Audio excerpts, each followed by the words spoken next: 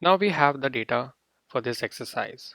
But before we start building data pipeline between Hive and Elasticsearch, it's important to understand the data also. So this particular data set has about 16,000 records, and it's in CSV format, which is comma separated values. It's a very common format used for sharing the data. And this data is having the sales records for all the video games which were launched in North America, European Union, Japan, and all over world, having sales of more than 100,000 copies. Okay. And there are many fields in it. You can see the ranking, the name of the game, the platform, whether it is PS4, Xbox, or PC, the year it was launched, and so on and so forth. You can open this file in the terminal or also in any text editor.